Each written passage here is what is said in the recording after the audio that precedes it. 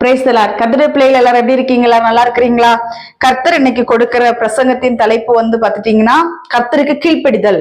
கர்த்தருக்கு கீழ்ப்படிதல் தான் இன்னைக்குள்ள மெசேஜுடைய தலைப்பு. அதுல வந்து கீழ்ப்படியாமல் இருந்த பீலேயா அவரை பத்தி நம்ம நாட்கள் நம்ம பார்க்க போகிறோம். என்னாகமம் 22ஆம் அதிகாரம் 8வது வசனம்.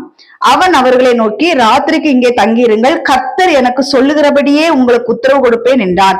அப்படியே மோவாபின் பிரபுக்கள் பீலேயம் இடத்தில் தங்கினார்கள். கர்த்தருடைய பிள்ளைகளே, பாலாக் என்ன பண்றான் அப்படின்னா, பீலேயாம் வந்து ஒரு தீர்க்கதரிசி. அந்த தீர்க்கதரிசி வந்து இஸ்ரவேல் ஜனங்களை வந்து சபிக்கும்படியாக பாலாக்கு வந்து அவனுடைய ஆட்களை அனுப்பி விடும் பொழுது அந்த இடத்துல அவர்கள் வருகிறார்கள். யாரு? பாலாக்கினுடைய ஆட்கள் வந்து பீலேயாமை கூட்டிட்டு போகும்படியாக வருகிறார்கள். வரும் பொழுது இந்த காரியத்தை பீலேயாம் அவர்களுக்கு சொல்லுகிறார்.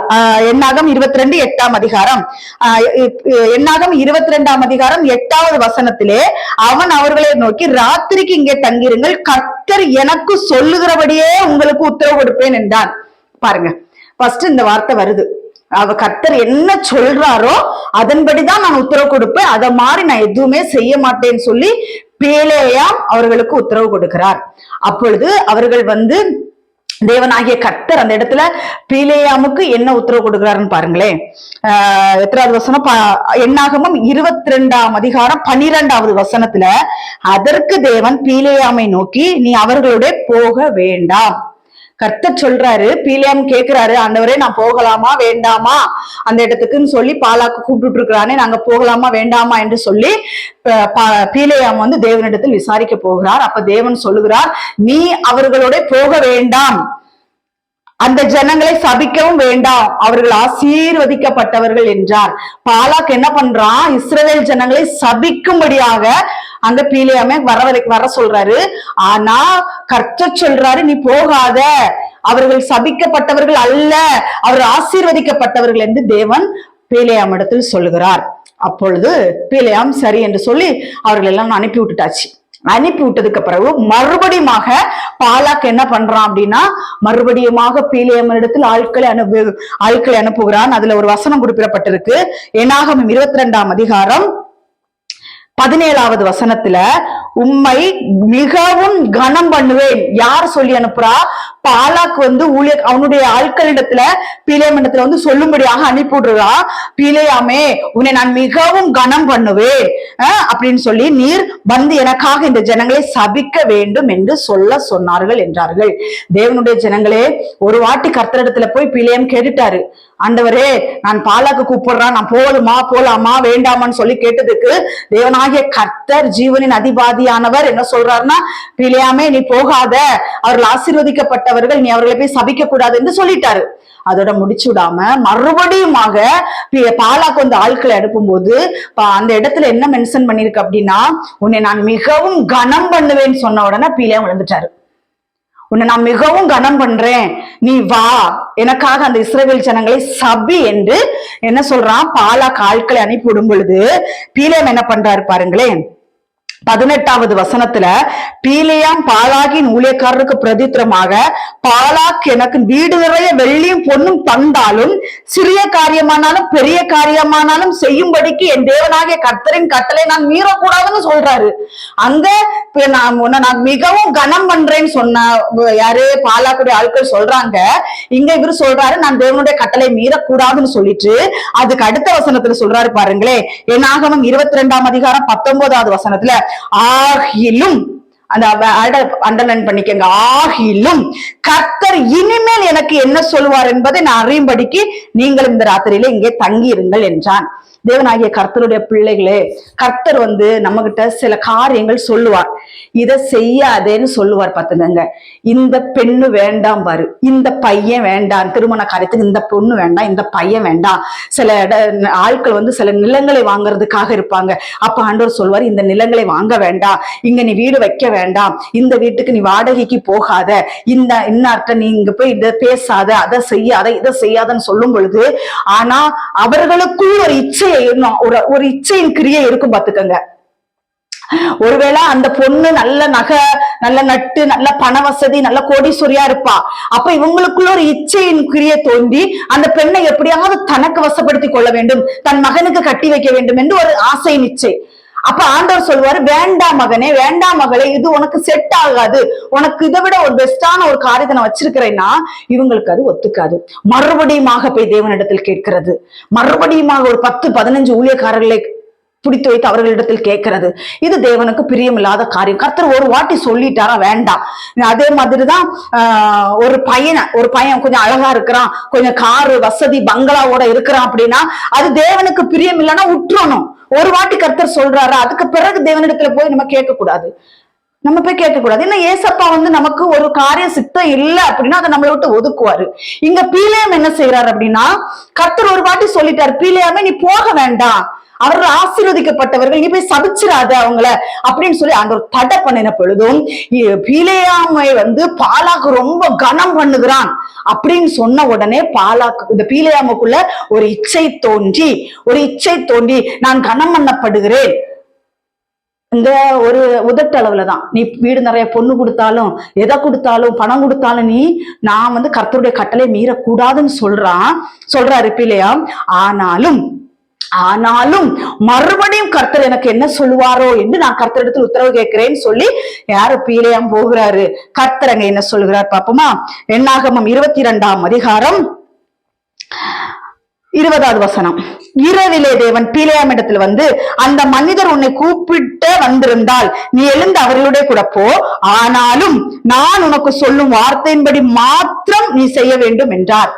நான் தான் கர்த்தருடைய பிள்ளைகளே, கர்த்தர் ஒரு வார்த்தை சொல்லி நம்ம கீழ்ப்படியல, ஒரு வாட்டி சொல்லுவாரு இந்த காரியத்தை செய்யாத, நம்ம ஆண்டவர் நம்ம செல்ல ஏசப்பா நம்மள்ட்ட சொல்லும் பொழுது உடனடியாக அதுக்கு ஒப்பு கொடுக்க வேண்டும். பெரிய காரியமானாலும் சிறிய காரியமானாலும் எதற்காக இருந்தாலும் நாம் தேவனிடத்தில் ஒப்பு கொடுத்து விட வேண்டும். சரியப்பா, நான் உங்கள் வார்த்தையின்படியே செய்கிறேன் என்று நம்ம அந்த வார்த்தைக்கு கீழ்ப்படியாதபடி ஒரு வாட்டி கூட நம்ம தேவனிடத்தில் கேட்போம்னா கர்த்தர் விட்டுருவார். அதுக்கப்புறம் பிடித்து வைக்க மாட்டார், கர்த்தர் விட்டுருவார். விட்டதுக்கு பிறகு பீலேயாம் கேட்கிறார், மறுபடியும் கர்த்தர் போ சொல்றாரு. ஆனா நான் சொல்ற வார்த்தையை மட்டும்தான் நீ சொல்லணும், வேற எதுவும் நீ சொல்லக்கூடாதுன்னு சொல்லி அனுப்பி விடும் பொழுது அதே ஆண்டவர் ஆகிய இயேசு கர்த்தர் அந்த இடத்துல என்ன செய்யறார் பாருங்களே. 21ஆம் அதிகாரம் என்னாகமம் 22ஆம் அதிகாரம் 21வது வசனத்துல, பீலேயாம் காலமே எழுந்து தன் கழுதையின் மேல் சேணம் கட்டி மோவாபின் பிரபுக்களோட கூட போகிறாரு. அவன் போகிறதுனால் தேவனுக்கு கோபம் உண்டது. தேவனுடைய ஜனங்களை கர்த்தர் தானே போக சொன்னாரு, அப்புறம் ஏன் கோபம் உண்டது? கர்த்தர் சொன்னாரு, நீ வாட்டி கர்த்தர் ஒரு வார்த்தை சொன்னார், போகாதன்னாரு. பீலேயாம் கீழ்ப்படியாம மறுபடியுமாக போய் தேவனுடைய பாதத்திலிருந்து கேட்ட பொழுது தேவன் போ என்று சொல்லிவிட்டார். இவன் போகிறதுனால் தேவனுக்கு கோபம் உண்டது. தேவன் அங்க என்ன செய்கிறார்? கர்த்தருடைய தூதனானவர் வழியிலே அவனுக்கு எதிராளியாக நின்றார். அவன் தன் கழுதையின் மேல் ஏறி போனான். அவன் வேலைக்காரர் 2 பேரும் அவனோட கூட இருந்தார்கள். கர்த்தருடைய தூதனானவர் உருவின பட்டயத்தை தம்முடைய கையிலே பிடித்து கொண்டு வழியிலே நிற்கிறதை கழுதை கண்டு வழியை விட்டு வயலிலே விலகி போயிற்று. கழுதையை வழியிலே திரும்ப பீலேயாம் அதை அடித்தான் என்று வேதவசனம் சொல்லுகிறது. கர்த்தருடைய பிள்ளைகளே, கர்த்தருக்கு பிடிக்கல, அந்த கழுதையின் மேல ஏறி பாலாக்கு கூப்பிட்டான்னு சொல்லிக்கிட்டு பீலேயாம் போறாரு. ஆனா போகிற வழியில் தேவனுக்கு கோபம் உண்டது. நம்ம சில சமயங்களில சில காரியங்களை நம்ம கேட்கும் பொழுது தேவன் அனுமதிக்க மாட்டாரு. அனுமதிக்காத பட்சத்தில் போய் உபவாசம் இருந்து போராடுறது. 3 நாள், நான் ஒரு 7 நாள் 40 நாள்னு சொல்லி தேவ சித்தத்துக்கு விரோதமாய் நாம் உபவாசம் இருந்து ஜெபிக்கும் போது கர்த்தர் கொடுத்துருவார். கொடுத்துக்கிட்டு எதிராளியாக நிற்பார் ஆண்டவர். அவர் தான் கொடுப்பார், அவர் தான் எதிராளியாகவும் நிற்பார். நான் இன்னைக்கு சொல்றேன், கர்த்தர் ஒரு வார்த்தை சொன்னாரா உடனே மண்டிட்டு கீழ்ப்படிங்க. அது எந்த காரியமா இருந்தாலும் சரி, கோடிக்கணக்கான சொத்து பத்துக்கள் நம்மளை விட்டு போகக்கூடிய காரியங்களா இருந்தாலும் சரி, விட்டு கர்த்தர் சொல்லிட்டாரா முடிச்சுட்டுருங்க. அதுக்கப்புறம் அது நம்ம கிட்ட இருந்தா கர்த்தரே நமக்கு எதிராளியாக வருவார். அப்புறம் நம்ம ஆண்டவரே நீங்க தானே ஆண்டவரே சொன்னீங்கன்னா, ஆமா நான் உன்ட சொன்னேன், நீ கேட்கல, நீ பாஸ்டிங் இருந்து ஜெபிக்கிற, இப்படி எல்லாம் ஜெபிக்கிற, அதனால நான் கொடுத்தேன் பாரு. கர்த்தர் சொன்னா, ஒரு வாட்டி சொன்னார்னா நம்ம உடனே அதுக்கு கீழ்ப்படியணும். அந்த பீலேயாமுடைய காரியத்தில் கர்த்தர் எதிராளியாக நிற்கிறார். இது கழுதையினுடைய கண்களுக்கு தெரியுது, பீலியாமோட கண்களுக்கு தெரியல. இந்த நாட்கள்ல இந்த மெசேஜ் எடுக்கும்போது கர்த்தர் எனக்கு ஒரு காரியத்தை வெளிப்படுத்தி கொடுத்தார். இந்த நாட்கள் அநேக ஊழியக்காரர்கள் வாங்க, உங்களுக்கு நாங்க நிறைய பணம் தர்றோம், உங்களை நாங்க கனம் பண்றோம், உங்களை உயர்த்துறோம் அப்படின்னு சொன்ன உடனே இந்த ஊழியக்காரர்களுடைய மைண்ட் செட் எப்படி போகுதுன்னா, எந்த சர்ச்சில் மெசேஜ் கொடுக்க கூப்பிட்டாலும் சரி, இல்ல அவங்களுடைய ஆலயத்திலே ஊழியங்கள் நடந்து கொண்டாலும் சரி, மனிதர்கள் தன்னை கனப்படுத்த வேண்டும் என்று விரும்புகிறார்கள். பீலேயாம் தன்னை கனப்படுத்துறேன் என்று பாலாக்கு சொன்ன உடனே பீலேயாமுக்குள்ள ஒரு ஆசை இச்சை தோண்டி அந்த மனிதர்களுடைய போறதுக்கு ஆசைப்பட்டு விட்டார். ஆனால் மனதுக்குள்ள அவன் பொண்ணும் வெள்ளி தந்தாலும், எனக்கு வீடு நிறைய தந்தாலும் எனக்கு வேண்டாம்னு சொல்றாரு. ஆனாலும் அதன் மேல் ஒரு ஆசை இச்சை வைத்துதான் தேவனிடத்துல போய் அவர் கேட்கிறார், நான் போகலாமா அப்படின்னு சொல்லி கேட்கும்போது ஆண்டவர் விட்டுறாரு. இந்த நாட்கள்ல அநேக கிறிஸ்தவ வட்டாரங்கள் நடந்து கொண்டிருக்கிறது என்னன்னா, மனிதர்கள் என்னை கனம் பண்ண வேண்டும், ஊழியக்காரர்களுடைய காரியங்களை நான் பேசிக்கொண்டு, ஊழியக்காரர்கள் இவருடைய காரியங்களை குறித்து நான் பேசிக்கொண்டிருக்கிறேன். மனிதர்கள் ஒரு மெசேஜ் கொடுத்துட்டா, அல்ல ஒரு பாடல் பாடிட்டா, இல்லைன்னா ஏதாவது ஒரு காரியங்களுக்கு செஞ்சுட்டா, நம்ம கனப்படுத்த வேண்டும், நம்மளை உயர்த்தி வைக்க வேண்டும், நமக்கு பொன்னும் வெள்ளியும் பணமும் தர வேண்டும் என்கிற ஒரு ஆசை இச்சைக்குள்ளாக விழுந்து கிடக்கிறார்கள். தேவன் சொல்லுகிறார், நான் சொல்லுகிறதை நீ செய், நான் உன் வாயில என்ன வார்த்தைகளை போடுகிறனோ அதை போய் நீ சொல்லுன்னா, இங்க என்ன நடக்குது? கர்த்தர் ஒரு வார்த்தையை கொடுத்தா ஜனங்கள் வருத்தப்படுவாங்களே, ஜனங்கள் சபைக்கு வராம போயிருவாங்களேன்னு சொல்லி தேவனுடைய வார்த்தையை புரட்டக்கூடிய ஊழியக்காரிகள் நிறைய பேர் எழும்பி இருக்கிறார்கள். இந்த கடைசி காலத்துல கிட்டத்தட்ட 98% ஊழியக்காரர்கள் இப்படித்தான் இருக்கிறார்கள். தேவன் ஒரு வார்த்தையை சொல்லி அனுப்புகிறார். அவர்கள் காத்திருந்தாலும் சரி, எப்படி இருந்தாலும் சரி, தேவன் இந்த வார்த்தையை கொண்டுதான் நீ மக்களிடத்தில் எச்சரிப்பாய் பேச வேண்டும் என்று ஜனங்களிடத்தில் எச்சரிப்பாய் சொல்லிவிட்டால், ஆனால் ஒரு 500, 1000, 10 ஆத்துமாக்கள், 20 ஆத்துமாக்கள், 1000 ஆத்துமாக்கள், எவ்வளவு லட்சம் ஆத்துமாக்கள் அந்த சபைக்கு வந்தாலும் இவர்கள் என்ன செய்கிறார்கள்? கர்த்தருடைய வார்த்தை புரட்டுகிறார்கள். கர்த்தர் சொல்லுகிறது சொல்ல மாட்டேங்கிறாங்க. ஏன் அப்படின்னா, ஜனங்கள் சபையை விட்டு போயிருவாங்க, ஜனங்கள் வருத்தப்பட்டுருவாங்க. எப்படி? ஜனங்கள் வருத்தப்பட்டுருவாங்க, ஜனங்கள் சபை விட்டு போயிருவாங்க அப்படிங்கிற ஒரு காரியத்துக்காக கர்த்தர் சொல்லுகிறதை சொல்லாமல் தன் மாமிசம் தன் சுயத்தில் இருந்தெடுத்து மக்களுக்கு இந்த நாட்கள் பிரசங்கிக்கிற ஊழியர்கள் 98% இருக்கிறார்கள்.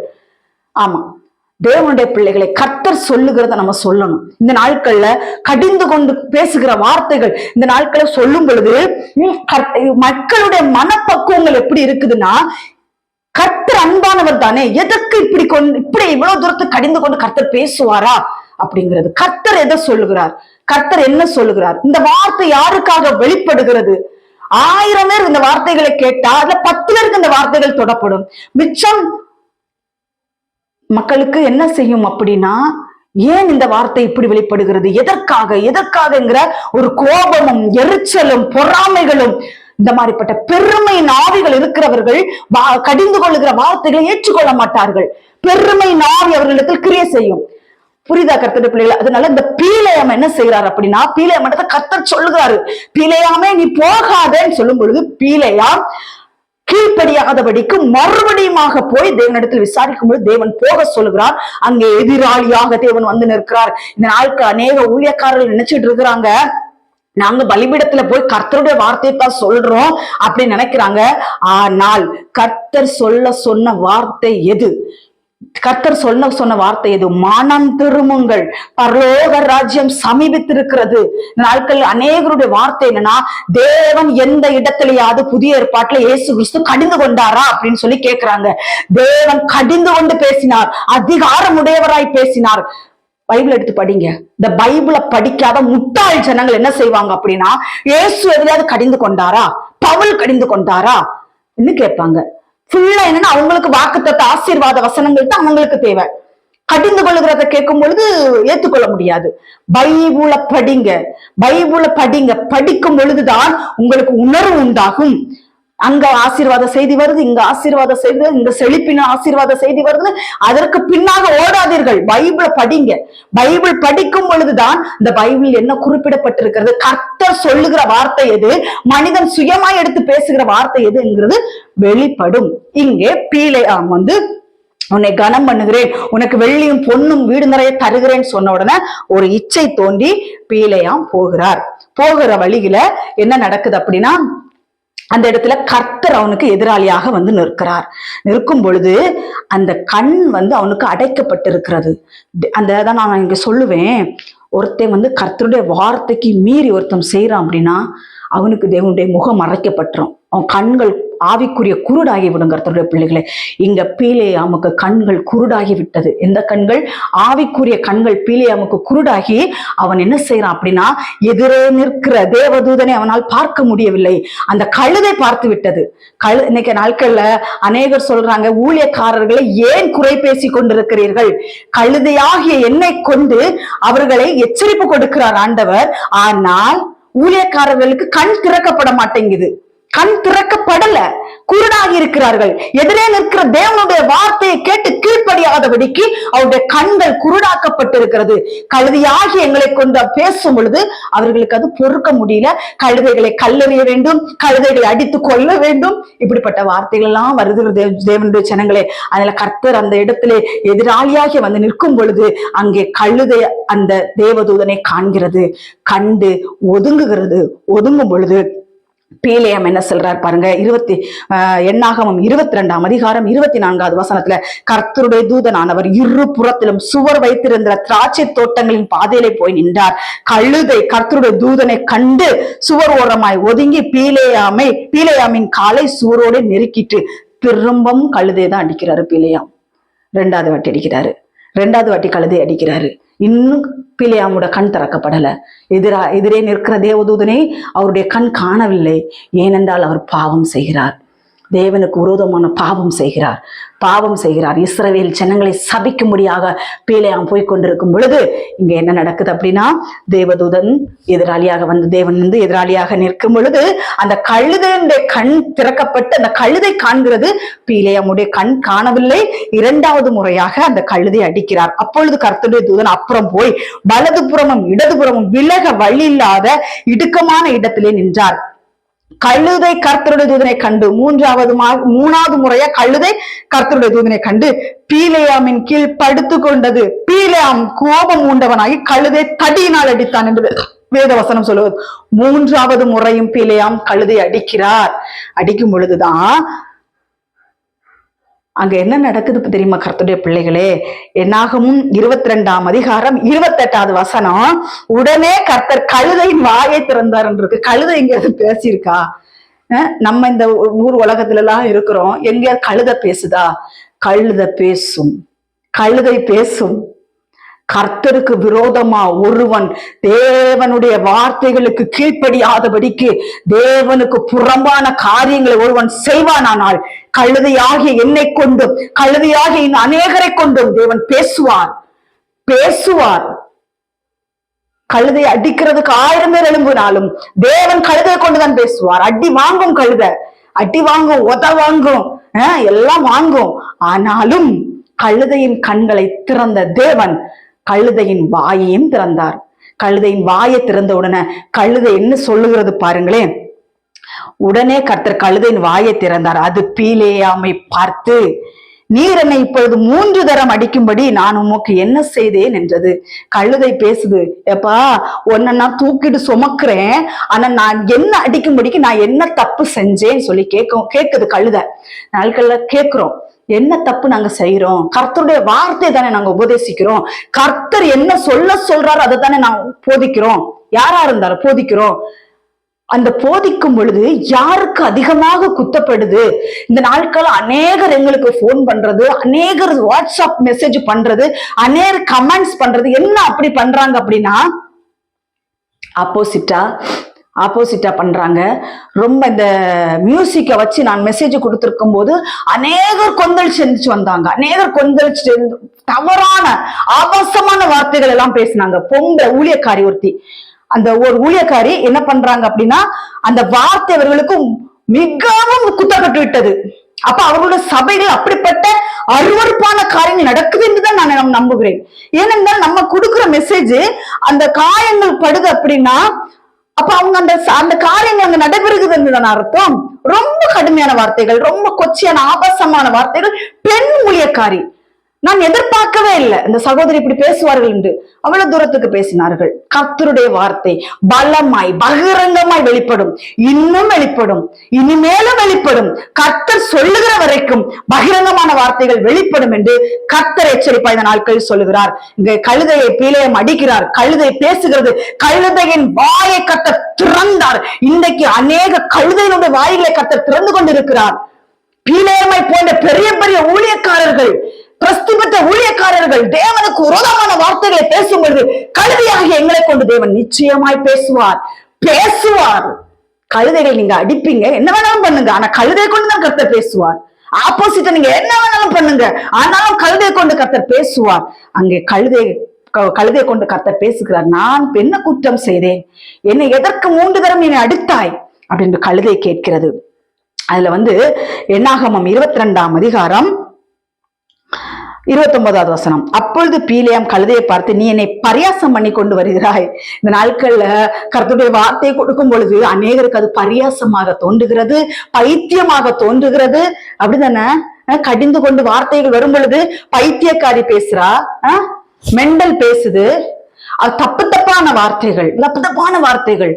அப்போ கர்த்தருடைய வார்த்தைகள் வெளிப்படும் பொழுது அநேகருக்கு அது பரியாசமாக தோன்றும், ஆனால் முடிவிலே விளங்கும். அது முடிவிலே ஒரு நாள் விளங்கும். கர்த்தருடைய பிள்ளைகளே, இந்த நாட்கள் இந்த வார்த்தையை கேட்க அநேகருக்கு இந்த வார்த்தைகள் தொடப்படுகிறது. நான் கர்த்தருக்குள் விசுவாசிக்கிறேன். அநேகர் கேட்டு சத்தியத்தின்படி நடக்கிறார்கள்ங்கிறதை நான் ரொம்ப ரொம்ப சந்தோஷப்படுறேன். ஆனா ஒரு சிலர் தான் இப்படி இருக்கிறார்கள். அநேகர் என்ன செய்கிறார்கள்னா பரியாசம் பண்ணி கொண்டிருக்கிறார்கள். பரியாச உதடு தேவனுக்கு தகாது. பரியாசம் பண்ணுகிறவர்கள் முடிவிலே அதற்குரிய பலனை பெற்றுக் கொள்வார்கள் என்று வேத வசனம் சொல்லுகிறது. பரியாசம் பண்ணி கொண்டு வருகிறாய், என் கையில் ஒரு பட்டயம் மாத்திரம் இருந்தால் இப்பொழுதே அவரை கொண்டு போடுவேன் என்றான். பீலேயாம் கழுதையை பார்த்து சொல்றாரு, என் கையில ஒரு பட்டயம் மட்டும் இருந்துச்சுக்கையும் உன்னை துண்டு தானே வெட்டி போடுவேங்கிறாரு. கர்த்தருடைய பிள்ளைகளே, கர்த்தருடைய வார்த்தை பலமாய் வெளிப்படும் பொழுது உன்னை கல்லறிந்து கொள்ளுவேன், 1000 பேரோடு வருவேன், 100 பேர் உன்னை எதிர்க்க வருவேன் என்று சொல்லுவார்கள். இல்லை, எத்தனை பேர் வேணாலும் வரலாம், எத்தனை பேர் வேணாலும் கல்லறித்துக் கொள்ளலாம். கர்த்தர் இருக்கிறார். அந்த கழுதையோடு கூட கர்த்தர் இருந்தார். கழுதையினுடைய கண்ணை திறந்தார், கழுதையினுடைய வாயையும் திறந்தார். கழுதை பேசுகிறது. எங்கேயாவது கழுதை பேசுச்சுன்னு கேள்விப்பட்டிருக்கீங்களா? இல்ல, ஆனா பைபிள்ல கழுதை பேசும். கழுதையாக என்னை கொண்டு கர்த்தர் நிச்சயமாய் பேசிக் கொண்டிருக்கிறார். அநேகருக்கு வெப்ராளம் பராணம், ஏன் இப்படி உண்மையெல்லாம் வெளிவந்து கொண்டிருக்கிறது. நான் வெளிப்படுத்தவில்லை, இது நான் ஒரு தப்பல, எனக்கு எதுவும் தெரியாது, நான் ஒரு பேதை. என்னை கொண்டு, இந்த கழுதையாகி என்னை கொண்டு என் தேவன் வெளிப்பட்டு கொண்டிருக்கிறார். இதை கேட்கிற ஒவ்வொருவருக்காகவும் நான் சொல்லுகிறேன், இந்த கழுதையாகி என்னை கொண்டு சத்தியம் வெளிப்பட்டு கொண்டிருக்கிறது. பீலேயாம் என்ன செஞ்சார் தெரியுமா? பெரிய பெரிய ஊழியக்காரர்கள், 198% ஊழியக்காரர்கள் இந்த நாட்களில் கர்த்தர் கொடுக்கிற வார்த்தையை விட்டு தன் சுயம், தன் மாமிசம், தன்னுடைய சுய கிரியைகளுக்கு தன்னை ஒப்பு கொடுத்து பிரசங்கம் பண்ணி கொண்டிருக்கிறார்கள். அந்த நேரத்துல மக்களுக்கு ஆறுதலாக இருக்கும். மார்பில் அடித்துக் கொண்டு வருகிறவர்களுக்கு அந்த நேரத்துல ஒரு ஆறுதலாக இருக்கும்.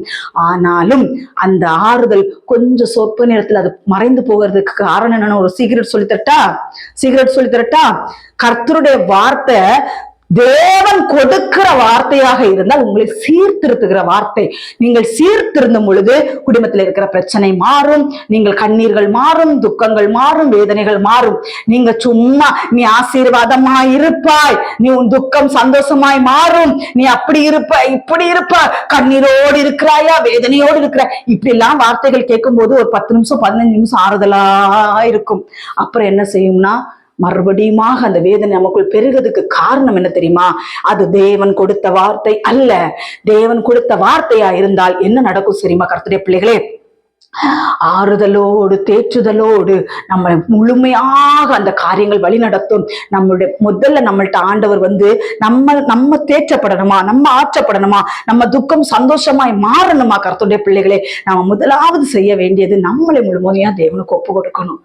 நம்மளுடைய பாதத்துல நம்மளை ஜீவ பலியா ஒப்பு கொடுக்க வேண்டும் என்று வேத வசனம் சொல்லுகிறது. இங்கே பீலையாம் ஜீவ பலியாக ஒப்பு கொடுக்கவில்லை, ஆனால் அந்த கழுதையை கொண்டு தேவன் பேசுகிறார்.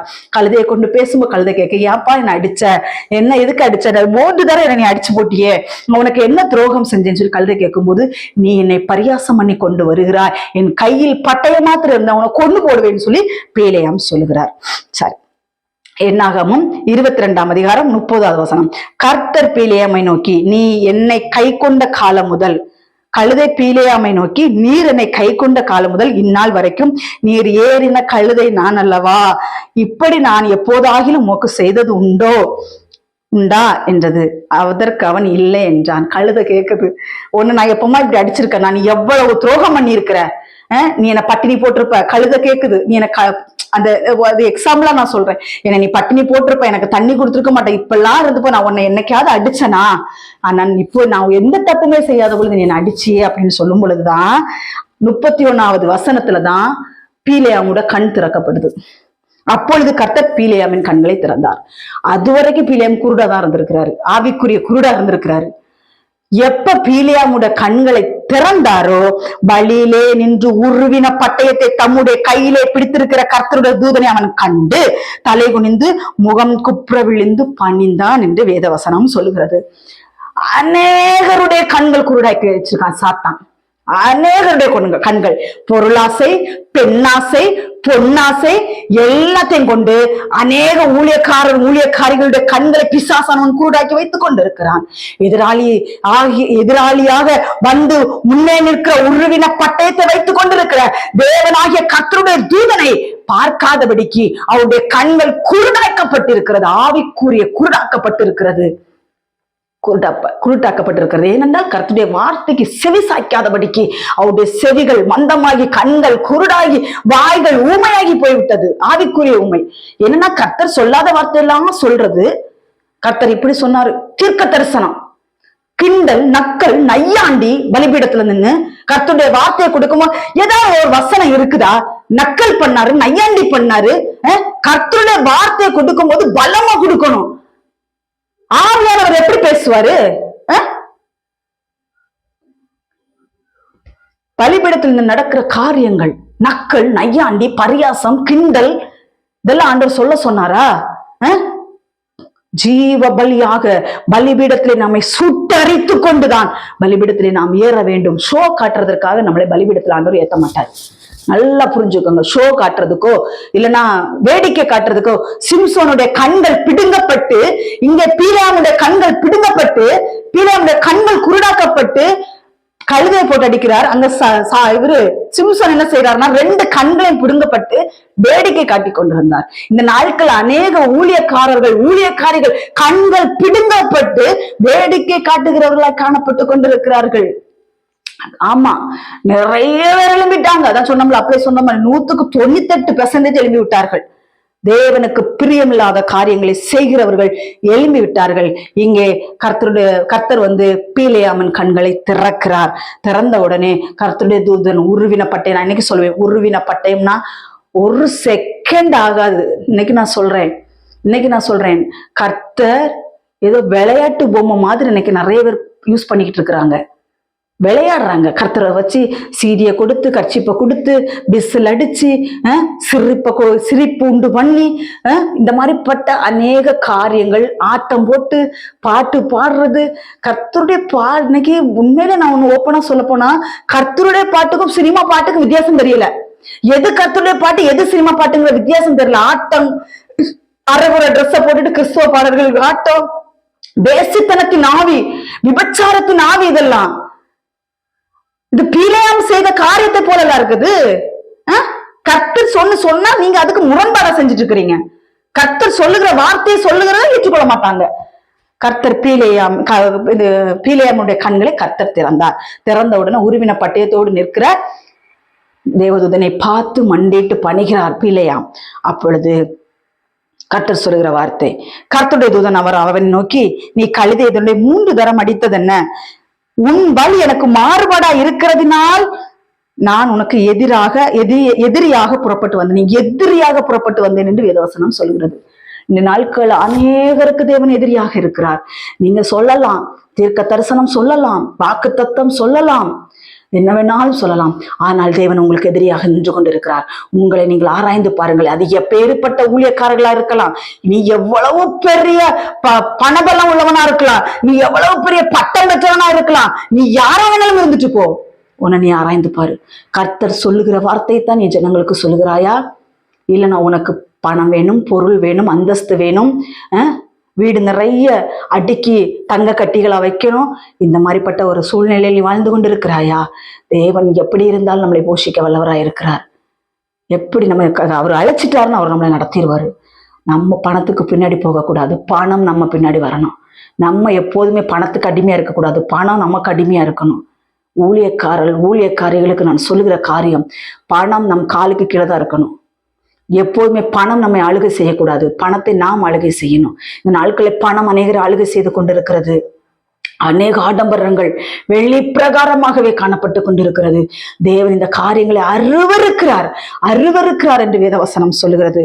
அதே மாதிரி கர்த்தருடைய பிள்ளைகளே, அதுக்கு அடுத்து என்ன ஆகுதுன்னா, கர்த்தர் மறுபடியும் பிலேம் இடத்தில் பேசுகிறார். பிலேம் போனாரு, ஃபர்ஸ்ட் ஆண்டர் போகக்கூடாது, மறுபடியும் போய் கேட்கிறாரு, மறுபடியும் போங்கிறாரு, மறுபடியும் எதிராளியாக வந்து கர்த்தர் நிற்கிறாரு. இன்னும் கொண்டு கழுதை அடிக்கும் பொழுது கழுதையினுடைய கண்களை கர்த்தர் திறக்கிறாரு, மறுபடியும் பிலேமுடைய கண்களை கர்த்தர் திறக்கிறாரு. அதுக்கப்புறம் என்ன நடக்குது பாருங்களே. என்னாகும் 22ஆம் அதிகாரம் 33 கழுதை என்னை கண்டு இந்த 3 தரம் எனக்கு விலகிற்று, எனக்கு விலகாமல் இருந்ததானால் இப்பொழுது நான் உன்னை கொண்டு போட்டு கழுதையை உயிரோட வைப்பேன் என்றார். பாருங்களேன், இந்த நாட்கள் அநேகருக்கு எச்சரிப்பான செய்தி போய்கொண்டிருக்கிறது. அநேகர் கேட்கிறீங்க, நான் விசுவாசிக்கிறேன். ஆனால் என்ன நடக்குது அப்படின்னா, இந்த கழுதையை கொண்டு கர்த்தர் பேசலன்னா என்னைக்கோ உருவின பட்டயத்தை வச்சு கொண்டு போட்டிருப்பாரு. இந்த கழுதை கத்தி கொண்டு இருக்கிறதுனால தான் இன்னும் அநேக ஜீவன்கள் தப்பி நிறைய கழுதைகள் கத்துது. எனக்கு தெரிஞ்சு நிறைய கழுதைகள் கத்துது இந்த நாட்கள்ல. மனம் திரும்பு, மனம் திரும்பு, தேவனுடைய சமீபத்திற்கு அநேக கழுதைகள் கத்தி கொண்டிருக்குது. ஆனால் பீலேமை போலப்பட்ட ஆட்களுக்கு கேட்கிறதற்கு பலன் இல்லை, சக்தி இல்லை. ஏனென்றால் அவர்கள்தான் பொன்னாசை, பொருளாசை, எல்லா ஆசையிலும் இருந்து கிடக்கிறார்களே, எப்படி கேட்க முடியும்? அதனால இங்க கர்த்தர் சொல்லுவார், கழுதை மட்டும் என்ன கண்டு விலகலைன்னா நான் கழுதை உயிரோட விட்டுருப்பேன், ஒன்ன நான் கொன்னு போட்டிருப்பேன்னு கர்த்தர் சொல்லுவார் அந்த இடத்துல. அதனால கர்த்தருடைய பிள்ளைகளே, நான் திருப்பின்னு சொல்லுகிறேன், கழுதை என்று சொல்லி நிர்விசாரமா இருக்கிறார்கள். கர்த்தர் யாரை கொண்டும் பேசுவார், கழுதையை கொண்டும் பேசுவார், கழுதையாகி யாரை கொண்டும் தேவன் பேசுவார். கழுதைன்னு சொல்லி நாட்கள் அற்பமா நினைக்கிறவங்க எத்தனை பேரு? ஒண்ணும் இல்ல, எதுவுமே இல்ல, இவங்களை அதுக்கு ஊழியம் பண்றாங்க, பணத்துக்காக ஊழியம் பண்றாங்க. நாங்க பணத்துக்காக ஊழியம் பண்ணணும்னா எப்படி எல்லாமோ ஊழியம் பண்ணிருக்கலாம். நாங்கள் தேவனுக்காக பக்தி வைராக்கியமாய் ஊழியம் செய்கிறோம். பக்தி இருக்கணும், பக்தி வேஷம் இருக்கக்கூடாது, பக்தி வைராக்கியம் இருக்கணும். பக்தி வைராக்கியத்தோடு ஊழியம் செய்து கொண்டிருக்கிறோம். எது வந்தாலும் எங்கள் கர்த்தர் எங்களை பார்த்து கொள்வார் என்கிறதோட ஒரு நோக்கத்தோடு கர்த்தர் எங்களுடைய தேவைகளை சந்திப்பார். மனிதர்களை தேடி நாங்கள் போறதே கிடையாது. தேவன் எங்கள் தேவைகளை சந்திப்பார். கர்த்தர் எங்களுடைய தேவைகளை சந்தித்து கொண்டும் இருக்கிறார். சில நேரங்கள்ல, சில சந்தர்ப்பங்கள்ல நம்ம யார்ட்டையாவது நாம் காசுகள் கேட்க வேண்டிய சூழ்நிலைகள் வரும். நான் இல்லை என்று சொல்ல மாட்டேன். அதற்காக நாங்கள் பிச்சை எடுக்கிறதுக்கு கிடையாது. நாங்கள் வாங்கிக்கிட்டு அந்த காசை, நாங்கள் ரோலிங்குக்காக அந்த காசை வாங்கிக்கிட்டு அந்த காசை நாங்கள் கொடுக்குறோம். கடன் வாங்கக்கூடிய ஒரு சூழ்நிலைகள் வரும்பொழுது வாங்குகிறோம், அதை திருப்பி கொடுக்குறோம் கர்த்தருடைய பிள்ளைகளே. ஆனால் நான் ஒன்று மட்டும் சொல்லுகிறேன், யாரிடத்திலும் எங்களுக்கு இவ்வளவு காணிக்க கொடுங்க, இவ்வளவு கொடுங்க, அவ்வளவு கொடுங்க, நாங்கள் யாரிடத்திலும் இதுவரையும் நாங்கள் கேட்டது கிடையாது, கேட்கவும் மாட்டோம். அழைத்தவர் நடத்துவார் என்கிற விசுவாசத்தோடு ஓடிக்கொண்டிருக்கிறோம்.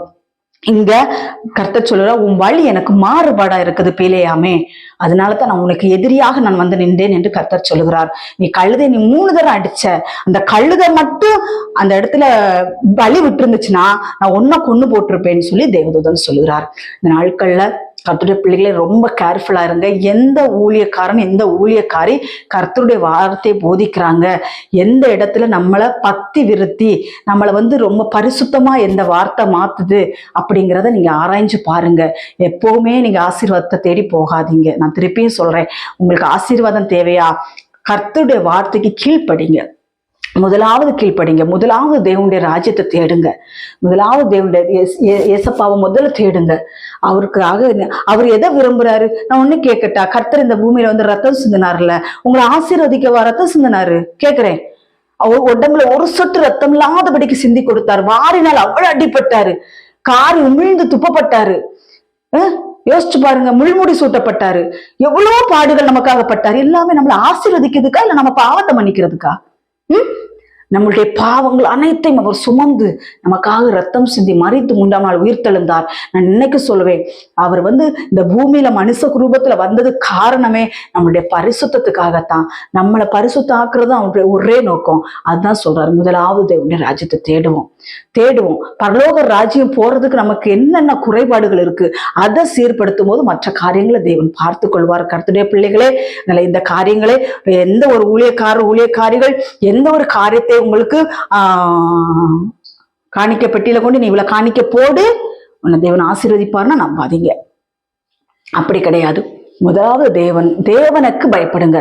ஆண்டவரே, உம்முடைய காரியங்களுக்கு நான் என்னென்ன காரியங்கள் நான் கீழ்ப்படியாம இருக்கிறேன், இந்த காரியங்களை கேட்டு கீழ்ப்படியும் பொழுது நிச்சயமாக கர்த்தர் உங்களை ஆசீர்வதிப்பார். முதலாவது தேவனுக்கு கீழ்ப்படிந்திருங்கள் கர்த்தருடைய பிள்ளைகளே, அதுக்கு பிறகு உள்ளதை அவர் பார்த்து கொள்வார் என்று வேதவசனம் சொல்கிறது. சரி, பீலேயாம் போறாரு. போய் அங்க ஆண்டவர் சொல்றாரு பாருங்களேன், அப்பொழுது பீலேயாம் கர்த்தருடைய தூதனை நோக்கி, நான் பாவம் செய்தேன். எப்ப பாவம் செய்தேன்னு சொல்றாரு? பீலியாமோட கண்களை கர்த்தர் திறந்த பொழுதுதான் அங்க பீலியாம் சொல்றாரு, ஆண்டவரே, நான் உங்களுக்கு விரோதமா பாவம் செய்தேன், வழியிலே நீர் எனக்கு எதிரியாக இருக்கிறதை அறியாதிருந்தேன், இப்பொழுதும் உமது பார்வைக்கு இது தகாததா இருக்குமானால் நான் திரும்பி போய்விடுகிறேன் என்றார். பாருங்களேன், இதை ஃபர்ஸ்டே செஞ்சிருக்கலாம். கர்த்தர் போகக்கூடாதுன்னு சொல்லும் பொழுதே கீழ்ப்படிஞ்சு பேசாம இருந்திருந்தா பிரச்சனை இல்லை. இங்கே கர்த்தர் சொன்ன வார்த்தைக்கு மறுபடியுமாக போய், கர்த்தர் சொல்லுகிறார் போக வேண்டாம்னு சொன்ன பிறகு மறுபடியுமாக போய் தேவனிடத்தில் போய் விசாரிக்கும் போது போக சொல்லிவிட்டார் ஆண்டாரு. இப்ப சொல்றாரு, நீங்க சொன்னீங்கன்னா நான் திரும்பி போயிடுறேன்னு கர்த்தர் அந்த இடத்துல சொல்லுகிறார். கர்த்தருடைய தூதனானவர் பீலேயாமை நோக்கி, அந்த மனிதரோட கூட போ, நான் உன்னோட சொல்லும் வார்த்தை மாத்திரம் நீ சொல்ல கடவா என்றார். அப்படியே பீலேயாம் பாலாகின் பிரபுக்களை கூட போனான். கர்த்தருடைய பிள்ளைகளே, நம்ம எவ்வளவு வாழ்க்கையில எவ்வளவு மீறுதல்கள் பண்ணி இருக்கலாம். நான் கூடக்கும் தேவ சமூகத்துல போய் அமர்ந்திருந்த, ஆண்டவரே ஆசீர்வாதமான வார்த்தைகளை கொடுங்க ஏசப்பான்னு சொல்லும் பொழுது கர்த்தர் என்று சொன்ன வார்த்தை, நான் சொல்லுகிறத நீ செய். எப்படி? நான் சொல்லுகிறத நீ செய். இதுதான் கர்த்தருடைய வார்த்தை. இங்கேயும் பீலேயாம் இடத்துல அதான் ஆண்டவர் சொல்றாரு, நான் உனக்கு சொல்லுகிறதை சொல்ல கடவாய், அதை மீறி நீ ஒரு வார்த்தை பேசக்கூடாது அப்படின்னு சொல்லி ஆண்டவர் அனுப்பிடுறாரு. அங்க பீலேயாம் வந்து வருகிறத பாலாக் பாக்குறான். பார்த்த உடனே பீலேயாம் வருகிறதை பாலாக்கு கேட்ட மாத்திரத்தில் கடைசியில அர்னோன் நதியின் ஓரத்துல மோவாபின் பட்டணம் மட்டும் அவனுக்கு எதிர்கொண்டு போனான். பாலாக் பீலேயாம் நோக்கி, உண்மை அழைத்து வரும்படி நான் அவனோட உம்மிடத்தில் ஆள் அனுப்பவில்லையா? என்னிடத்திற்கு வராமல் இருந்தது என்ன? ஏற்ற பிரகாரமாக உன்னை நான் கனம் பண்ண மாட்டேனோ என்றான். இங்க பாலாக்கு வந்து கனம் பண்ணுவான், அப்படி பொண்ணு பொருள் வீடு நிறைய தருவாங்க ஆசையில தான் மறுபடியும் ஆண்டுகிட்ட கேட்டுட்டு பீலேயாம் வர்றாரு. இங்க அதே வார்த்தைய பீலேயாம் சொல்றாரு, இந்த பாலாக் சொல்றாரு, நான் உன்னை ஏற்ற பிரகாரம் ஒண்ணு நான் கனம் பண்ண மாட்டானா? அப்பொழுது பீலேயாம் பாலாகை நோக்கி, இதோ அதிகாரமான வார்த்தை வருது. எப்ப பாலாக்குடைய பீலேயாமுடைய கண்ணை தேவன் திறந்தாரோ அப்பொழுது அதிகாரமுடைய வார்த்தைகள் வருகிறது.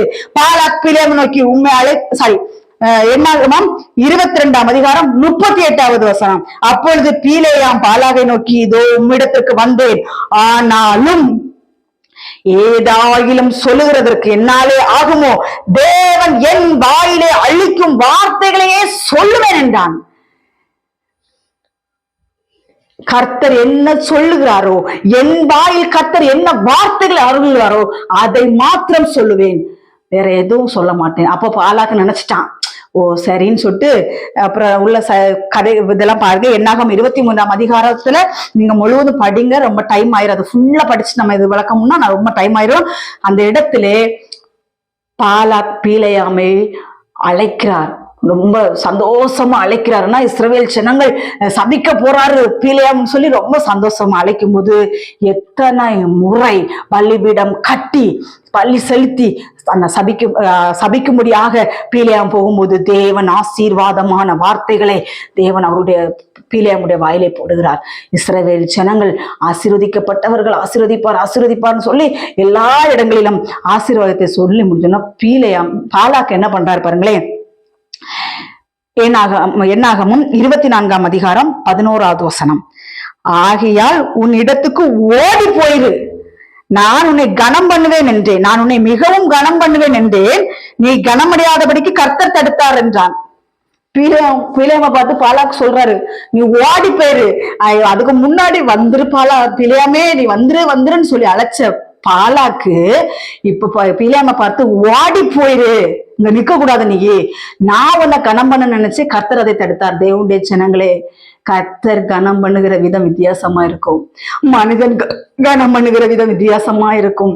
கர்த்தர் சொல்லுகிறபடி செய்கிற ஊழியக்காரனா இருக்கலாம், ஊழியக்காரியா இருக்கலாம், விசுவாச பிள்ளைகளா இருக்கலாம்.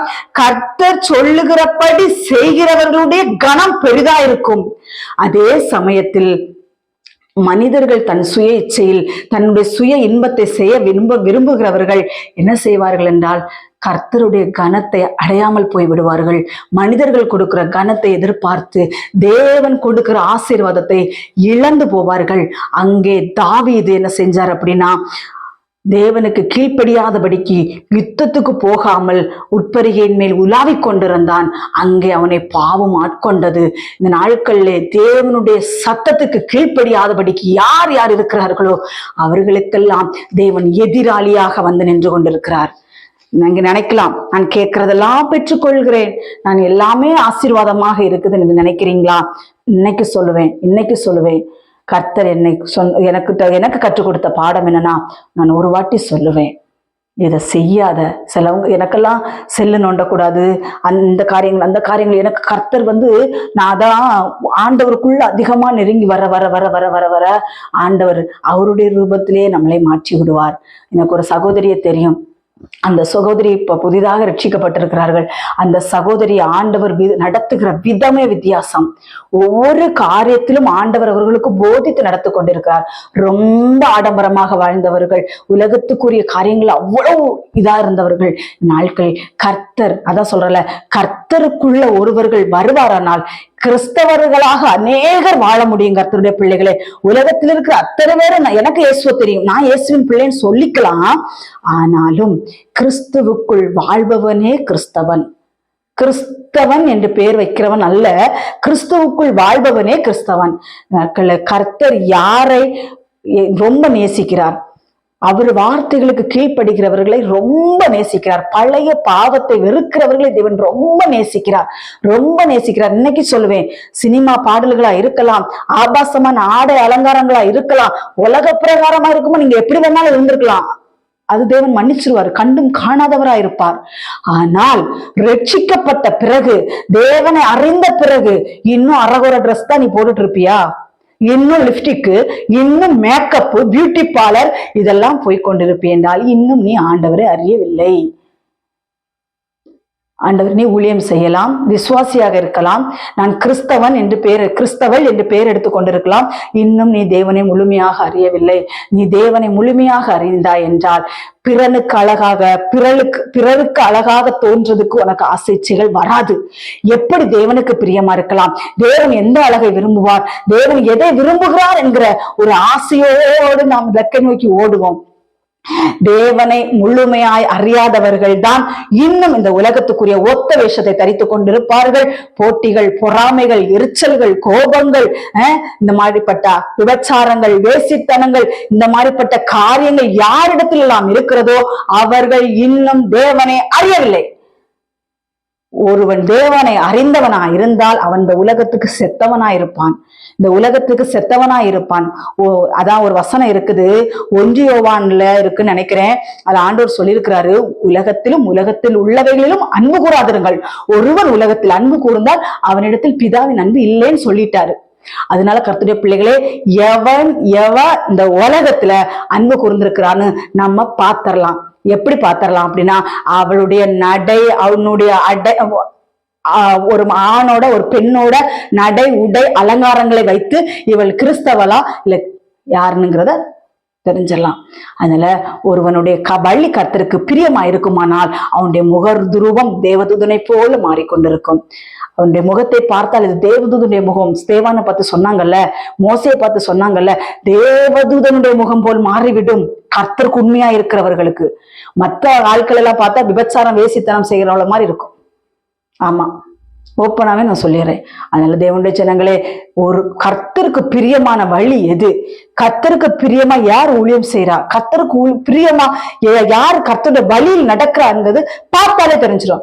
சாதாரணமா அப்பம் குப்பையுமா இருக்கிற நமக்கே தெரியுது. ஆண்டவர் கண்கள் பூமி எங்கும் உலாவிக் கொண்டிருக்கிறது. ஒவ்வொரு மனிதரையும் அவர் பார்த்து கொண்டிருக்கிறார். ஒரு நாள் வருகிறது, ஜல்லடையில் போட்டு என்ன செய்கிறார்? புடைக்க போகிறார். புடைக்கும் பொழுதுதான் தெரியும் யாரு கிறிஸ்துவுக்குள் வாழ்பவன், யார் கிறிஸ்தவன் என்று அப்போ தெரியும். கிறிஸ்தவன் புடைக்கும் பொழுது பதராய் போய்விடுவான். கிறிஸ்துவுக்குள் வாழ்கவன் மணியாய் தேவனிடத்தில் போய்விடுவான். இன்றைக்கும் சொல்லுகிறேன், ரொம்ப கவனமா இருங்க. கடைசி நாட்களாச்சு. ஆடம்பரங்களை விடுங்க, ஆபாசமா துணி போடுறதை விடுங்க. லிப்டிக்கு, ஐப்ரோ, பூ வைக்கிறது, இந்த மாதிரிப்பட்ட பிசாசனுடைய இந்த சலங்கையை போடுறது, இந்த மாதிரிப்பட்ட அருவறுப்புகள் எல்லாம் விட்டு விலகுங்க. தயவு செஞ்சு சொல்றேன். எல்லாரும் சொல்லுவாங்க, ஆண்டவர் இருதயத்தை தான் பார்க்கிறாரு, சரீரத்தை எல்லாம் பார்க்க மாட்டாரு. கர்த்தர் சொல்லி இருக்கிறாரு, உன் சரீரத்தை ஜீவபலியா ஒப்புக்கொடுன்னு. ரோமர் 12ஆம் அதிகாரம் 1வது வசனத்தை திருப்பி வாசிங்க. உங்கள் சரீரங்களை ஜீவபலியா ஒப்பு கொடுக்க சொல்கிறார். உன் சரீரம் உனக்கு உகந்தது அல்ல, அது தேவனுக்கு உகந்தது. தேவன் எப்படி அலங்கரிக்க விரும்புறாரோ அப்படிதான் நம்ம அலங்கரிக்கணும். உன் இஷ்டத்துக்கு இங்க இருந்து இங்க வர குத்திக்கிட்டு உன்னை அலங்கரிக்கிறதுக்கு தேவன் அனுமதிக்க மாட்டாரு. நீங்கள் உங்களுடையவர்கள் அல்ல அப்படின்னு சொல்லி வேதவசனம் சொல்லு. நம்முடையவர்கள் அல்ல. எப்ப தொட்டிக்குள்ள இறங்கி மூழ்கு ஞானஸ்தானம் எடுத்துட்டு எழும்பிட்டோமோ அப்பவே நம்ம அவருடையவர்கள் ஆயிட்டோம். அவர் நம்மளை அலங்கரிக்கிற பிரகாரமாக நம்மளை அலங்கரிக்க நம்ம ஒப்பு கொடுக்கணும். சிலவர்களுக்கு ஆசை இச்சைகள் விட்டவே செய்யாது. அடுத்த ஆட்கள் நம்மை அலங்காரமா அழகாய் பார்க்க வேண்டும்ங்கிற இச்சை இருக்கிற வரைக்கும் தேவனுக்கு உகந்தவர்களாய் இருக்க மாட்டார்கள். நீ ஜெபிக்கலாம், துதிக்கலாம், ஆராதனை செய்யலாம், என்ன வேணாலும் நீங்கள் செய்யலாம். ஆனால் தேவன் உங்களுக்கு எதிராளியாக நிற்கிறார் என்று வேதவசனம் சொல்லுகிறது. அதனால தேவனுடைய ஜனங்களே, இந்த நாட்களில் கேட்ட சத்தியத்தின்படி நாம் பீலேயாமா போல இருக்கக்கூடாது, தாவீதை போல இருக்கக்கூடாது. பீலேயாமா போல இருக்கக்கூடாதுன்னா இந்த பாவ வாழ்க்கையை பத்தி நான் சொல்லிக் கொண்டிருக்கிறேன். பாவ வாழ்க்கையை பற்றி அங்க தேவனுடைய கட்டளைகளுக்கு கற்பனைகளுக்கு செவிசாய்க்காதபடிக்கு ஆதாமேவாள் பாவம் செஞ்சாங்க. அதுக்கப்புறம் போய் சர்ப்பத்தின் மேல பழிய போட்டாங்க. இந்த நாட்களை நியாய தீர்ப்பு நாள்ல அநேகர் மேல பழி போடுவாங்க. பாருங்களேன், எனக்கு ஆவில உணர்த்தப்படுறது அந்த காரியம்தான். புரியுதா? நியாய தீர்ப்பு நாள் ஒண்ணு வரும் பாத்தீங்களா? அப்போ அவன் அப்படி செஞ்ச ஆண்டவரே, அதனால நான் இப்படி செஞ்சேன். அவன் அப்படி துணி போட்ட ஆண்டவரே, நான் இப்படி துணி போட்டேன்னா ஆண்டவர் ஒத்துக்குவாரா? அவன் விபச்சாரம் செய்த ஆண்டவரே, அதனால நானும் விபச்சாரம் செய்தேன். அவன் அப்படி இருந்தா நான் இப்படி இருந்தேன், அவ இப்படி இருந்தா. அந்த நாட்களில் அதெல்லாம் செல்லுபடி ஆகாது. இப்போது பரிசுத்த வேதாகமத்தை நம் கையில் எழுதி கொண்டு கொடுத்திருக்கிறார் ஆண்டவர். இந்த பரிசுத்த வேதாகமத்தில் எது பாவம் குறிப்பிடப்பட்டிருக்கிறோ அதெல்லாம் பாவம், அதெல்லாம் நியாய தீர்ப்பு நாள் நிற்கும். அதனால ரொம்ப கேர்ஃபுல்லா இருந்து யாரு எப்படி வேணாலும் செஞ்சுட்டு போட்டோம், நம்ம பரிசுத்தமா நம்மளை காத்துக்கொள்ளணும். அவன் செய்யறான், இவன் செய்யறான், அவங்க எல்லாம் செய்யறாங்கன்னா அது கர்த்தருக்கு அவங்க பதில் சொல்லிக்குவாங்க. நம்மளை தேவன் எதற்காக அழைத்திருக்கிறார்? நம்மளை பரிசுத்தத்துக்காக மாத்திரம்தான் தேவன் அழைத்திருக்கிறாரே தள்ளி இந்த பூமியில ஆடம்பரமாக அருவறுப்பாக வாழ்றதுக்காக நம்மளை அழைக்கல. பண்ணிதான் அருவறுப்பா இருக்குங்க. ஆடு எப்பொழுதுமே பரிசுத்தமா இருக்கும். பன்னி எப்போதுமே சாக்கடையில உருண்டு நாத்தம், அந்த பக்கமே நம்ம போக முடியாது, அவ்வளவு நாத்தத்துக்குள்ளதான் அந்த பன்னி கிடக்கும். ஆனால் ஆடு எப்பொழுதுமே புல் பசுமையானதை மேய்ந்து, ஆடு எப்பொழுதுமே பாருங்களேன் அவ்வளவு நீட்டா இருக்கும். ஆனா பன்னி எனக்குமே நீட்டா இருக்குது. பன்னிக்கும் ஆட்டுக்கும் வித்தியாசம் நம்ம கண்டுபிடிக்கணும். பன்னியை பார்த்தா தெரியும், இங்க கிழிச்சுக்கிட்டு அங்க இங்க கிழிச்சுக்கிட்டு ஆபாசமா அவளை பார்த்தாலே, ஒருத்தி ரோட்ல நடந்து போனாலும் சரி, எங்க இருந்தாலும் சரி, அவளை பார்த்தா ஒரு அருவருப்பு நமக்கு தோணுங்கிறான். அது பன்னி கூட்டமாக தான் இருக்கும். ஆட்டு கூட்டம் எப்படி இருக்கும்னா பரிசுத்தமா இருக்கும். பரிசுத்தம், மற்றவர்கள் இடர் உண்டாக்காதபடிக்கு அந்த ஆடு என்ன செய்யணும், பரிசுத்தமா இருக்கும். நம்ம ஆடுகளுக்கும் பன்னிகளுக்கும் வித்தியாசத்தை கண்டுபிடித்து ஆட்டு கூட்டத்தோடு நாம் சேர்ந்து கொண்டு தேவனை ஆராதிப்போம். நிச்சயமாய் கர்த்தர் ஒரு நாள் வரப்போகிறார். சீக்கிரம் அவருடைய வருகை இருக்கிறது. அவருடைய வருகை நாம் எடுத்துக்கொள்ளப்பட வேண்டும் என்றால் பரிசுத்தமாய் வாழ்வோம், பரிசுத்தமாய் வாழ்வோம், பரிசுத்தமாய் வாழ்வோம். பரிசுத்தம் இல்லாமல் ஒருவரும் தேவனை தரிசிக்கவே முடியாது. தேவனை தரிசிக்க வேண்டும் என்றால் நம்மளிடத்தில் பரிசுத்தம் வேணும். பொன்னோ பொருளோ ஐஸ்வர்யமோ நமக்கு தேவையில்ல. தேவனை நாம் சந்திக்க வேண்டும் என்றால் நமக்கு தேவை பரிசுத்தம், பரிசுத்தம், பரிசுத்தம். கர்த்தர் தாம் இந்த வார்த்தைகளை ஆசீர்வதிப்பாராக. ஆமென். ஒரு சிறிய ஜெபம். பரலோகத்தில் இருக்கிற எங்கள் பிதாவே, பரிசுத்த தேவனே, உமக்கு ஸ்தோத்திரம் ஐயா. இந்த நாட்கள் அருமையான செய்தி எங்களுக்கு கொடுத்திருக்கிறீரப்பா. உமக்கு நன்றி அப்பா. எங்களுடைய வாழ்க்கையிலப்பா இதை நாங்கள் அபியாசப்படுத்தி கொண்டு தகப்பனே ஒவ்வொரு நாளும் கர்த்தாவே உமக்கு பயந்து நீர் சொல்லுகிற வார்த்தை மாத்திரமே நாங்கள் கீழ்ப்படியணும் அப்பா. அதற்கு முரண்பாடாக நாங்கள் எந்த காரியத்தை செஞ்சு விடக்கூடாது ஏசப்பா. நாங்கள் செய்யும் பொழுது எங்களுக்கு வரும் ஆசீர்வாதங்கள் வரும் அப்பா. ஆனாலும் நீர் எதிராளியாக எங்களுக்கு முன்னாடி வந்து நிற்பீங்க ஏசப்பா. அந்த ஆசீர்வாதம் எங்களுக்கு வேண்டாம் அப்பா. நீங்க என்ன சொல்றீங்களோ அது மாத்திரம் எங்களுடைய வாழ்க்கையில் நடக்கட்டும் ஏசப்பா. அது மீறி எங்களுடைய வாழ்க்கையில் எதுவும் வந்துடாதபடிக்கு எங்கள் தேவன் எங்களை காத்துக்கொள்ளும். ஆட்டுக்குட்டிக்கும் பன்றிக்கும் வித்தியாசத்தை எங்களுக்கு காண்பிப்பீராக ராஜாவே. இது கடைசி காலத்துல நாங்கள் வைக்கப்பட்டிருக்கிறோம் அப்பா. பரிசுத்தம் தான் மெயின் அப்பா. பரிசுத்தம் இல்லாமல் ஒண்ணுமே பண்ண முடியாதப்பா. அந்த பரிசுத்தத்தை எங்களுக்கு தாங்க. எங்களை ஆசீர்வதிங்க, எங்களை பலப்படுத்துங்க. துதிகன மகிமையில அப்பாவுக்கு செலுத்துகிறேன். இயேசு கிறிஸ்து மூலம் ஜெபிக்கிறேன் ஜீவனுள்ள நல்ல பிதாவே. ஆமென், ஆமென். கர்த்தர் தாமே உங்கள் அனைவரையும் ஆசீர்வதிப்பாராக. ஆமென். Praise the Lord. ஸ்தோத்திரம்.